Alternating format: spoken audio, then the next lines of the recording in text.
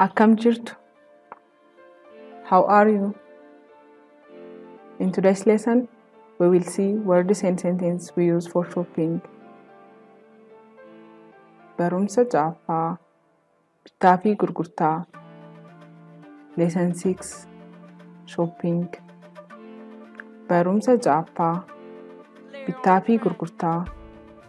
Lesson 6, shopping. Now, let's see what the shopkeeper says when the customer comes to the shop. Waan abbaan suuqii jedhu.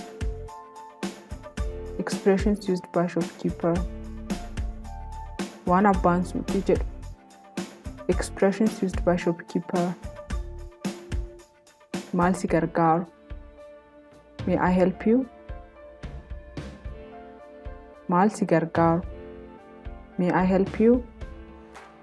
Gargaarsa ni barbaadda? Do you need any help at all? Gargaarsa ni barbaadda? Do you need any help at all? After they tell us what they want, now we ask if they want anything additional. Kan biraa hoo yookiin wanti biraa hoo? Anything else? Kan biraa hoo yookiin wanti biraa hoo? Anything else? Now we ask what kind of things they want or their choice. Gosa filachuu, asking for choice. Gosa filachuu, asking for choice. Kan akkamii barbaadda? Which size would you like? Kan akkamii barbaadda? Which size would you like? Bifa akkamii jaallatta? What color would you like? Bifa akkamii jaallatta? What color would you like? Kan biraa ilaaluu feetaa? Do you want to take a look at another one? Kan biraa ilaaluu feetaa? Do you want to take a look at another one? After they get what they want, customers ask for price. So let's see how to say those things. Gatii gaafachuu. Asking for price. Gatii gaafachuu. Asking for price. Gatiin kophee kanaa meeqaa? How much are the shoes? Gatiin kophee kanaa meeqaa? How much are the shoes? Jaakettiin sun gatiin isaa meeqaa? Yookiin jaakettiin sun meeqaa? How much is that jacket? Shukkaara kiiloon tokko meeqa ta'aa?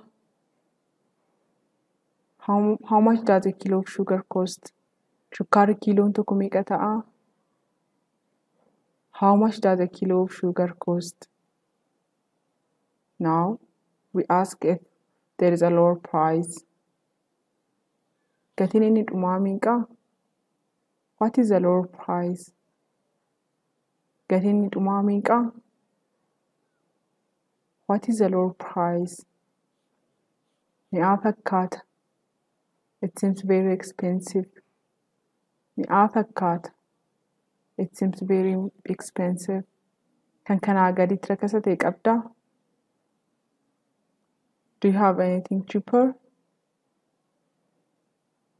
Kan kanaa gaditti rakasa ta'e qabdaa? Do you have anything cheaper? Maaloo gatii naa hir'isi. Please give me a discount. Maaloo gatii naa hir'isi. Please give me a discount. Gatii dhumaatii? Is that the final price? Gatii dhumaatii?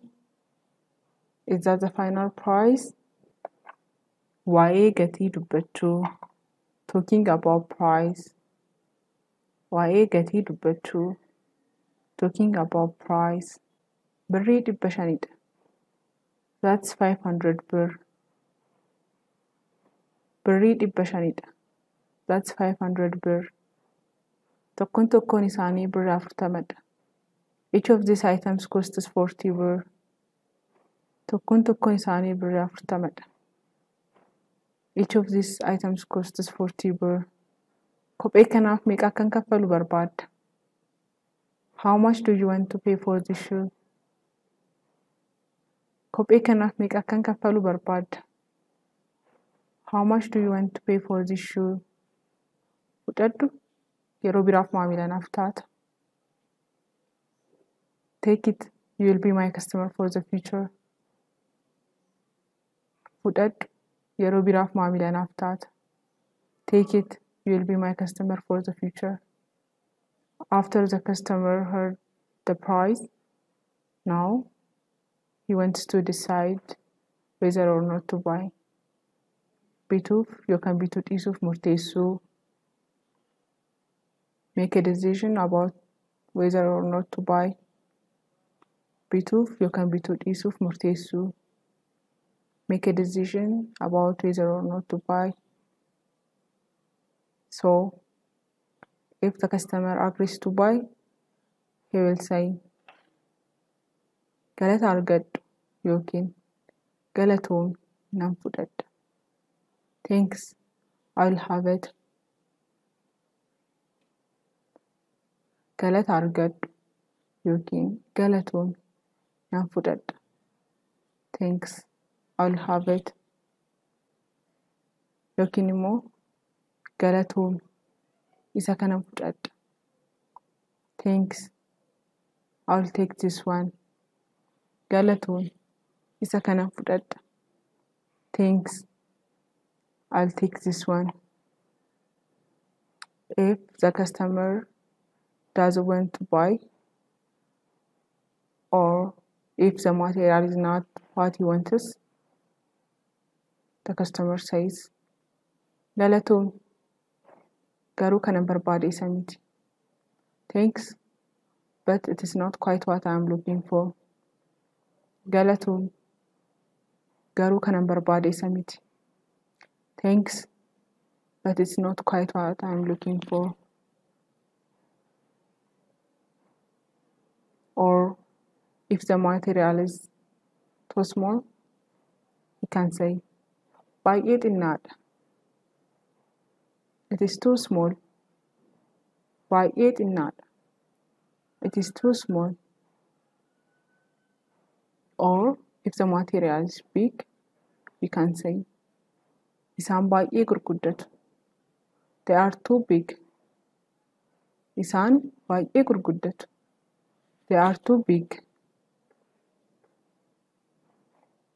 Or if they are very small, you can say, isaan baay'ee xixinnoodha. They are too small. Isaan baay'ee xixinnoodha. They are too small. Or if we are not satisfied with the material and we want to have something better, we can ask, kan kanarra wayyuu qabda? Do you have something better? Kan kana irra wayyuu qabda? Do you have something better? Kan biraa qabda? Do you have any other? Or if you want something bigger, we can say, kan kana irra guddatuun barbaada. I would like something a little bigger. Kan kana irra guddatuun barbaada. I would like something bigger. Boodan deebi'a. I'll come back later. Boodan deebi'a. I'll come back later. Naga'ee naa kennuu dandeessaa? Could I have a receipt, please? Naga'ee naa kennuu dandeessaa? Could I have a receipt, please? Dachaasi wayiin naaf haguugi. Please wrap it. Dachaasi wayiin naaf haguugi. Please wrap it. So now let's see one example conversation between shopkeeper and customer. Fakkeenya. Example. Fakkeenya. Example. Abbaa suuqii. Maal si gargaaru? Shopkeeper. May I help you? Abbaan suuqii. Maal si gargaaru? Shopkeeper. May I help you? Maamila. Eeyyee, tishartii barbaadeeti. Customer. Yes, I am looking for a t-shirt. Maamila. Eeyyee, tishartii barbaadeeti. Customer. Yes, I am looking for a t-shirt. Abbaan suuqii. Kun akkam? Shopkeeper. How about this one? Abbaan suuqii. Kun akkam? Shopkeeper. How about this one? Maamila. Tole, bayeessadha. Ilaaluu nan danda'aa? Customer. Yes, that's nice. Could I try it on? Maamila. Tole, bayeessadha. Ilaaluu nan danda'aa? Customer. Yes, that's nice. Could I try it on? Abbaan suuqii. Eeyyee, ni dandeessa. Iddoo itti jijjiirratan jiraa? Shopkeeper. Certainly. The changing rooms are over there. Abbaa suuqii. Eeyyee, ni dandeessa. Iddoon itti jijjiirratan jira? Shopkeeper. Certainly. The changing rooms are over there. Maamila. Galatoomi. Customer. Thank you. Maamila. Galatoomi. Customer. Thank you. Abbaa suuqii. Sitti ta'ee? Shopkeeper. How does it fit? Abbaan suuqii. Sitti ta'ee? Shopkeeper. How does it fit? Maamila. Baay'ee guddaadha. Kan biraa qabdaa? Customer. It's too large. Do you have any other? Maamila. Baay'ee guddaadha. Kan biraa qabdaa? Customer. It's too large. Do you have any other? Abbaan suuqii. Eeyyee, kunoo.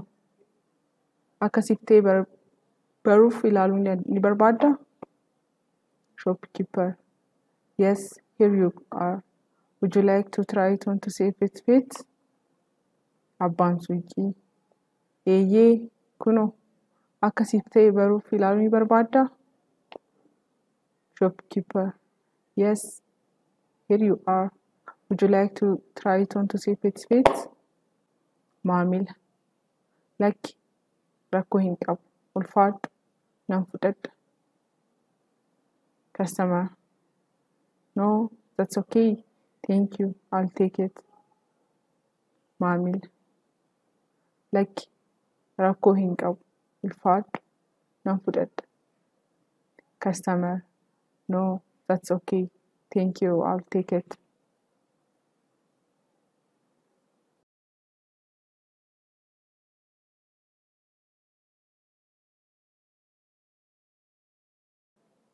Galatoomaa. Thank you.